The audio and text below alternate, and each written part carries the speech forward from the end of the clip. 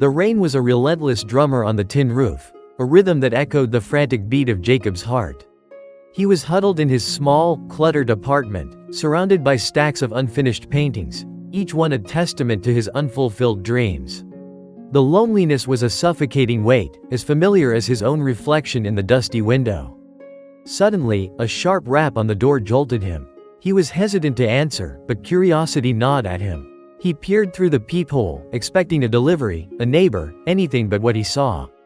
A small, shivering ball of fur huddled beneath the awning, its sad eyes staring back at him. It was a puppy, no older than a few weeks, drenched to the bone and shivering in the cold.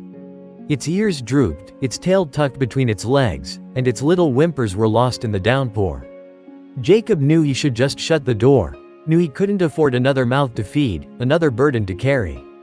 But something in the puppy's sorrowful eyes pierced his heart. It was a reflection of his own loneliness, his own feeling of being unwanted.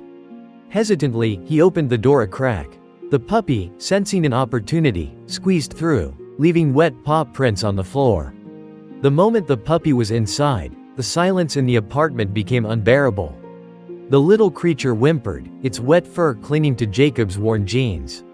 He felt a wave of sympathy, of protectiveness, wash over him. He knelt down, his hand instinctively reaching out to stroke the puppy's head. The puppy, at first hesitant, leaned into his touch. Jacob felt a warmth spread through him, a feeling he hadn't known in years. He stood up, scooped the puppy into his arms, and felt a jolt of surprised joy at its tiny, trusting weight. He pulled out an old towel and dried the puppy, its whimpers gradually subsiding. Then, he rummaged through his cupboards, finding a half-empty bag of dog food. The puppy devoured it with gusto, its small body shaking with hunger.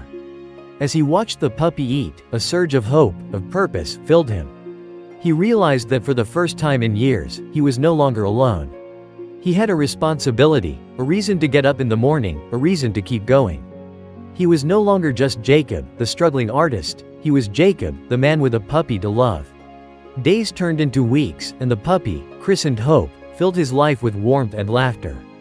One rainy evening, as Jacob and Hope played in the living room, a knock came at the door. He opened it to see a woman standing there, her eyes filled with concern. "Excuse me," she said, her voice trembling, "I'm looking for my puppy." He got out when the gate was left open. Jacob's heart sank.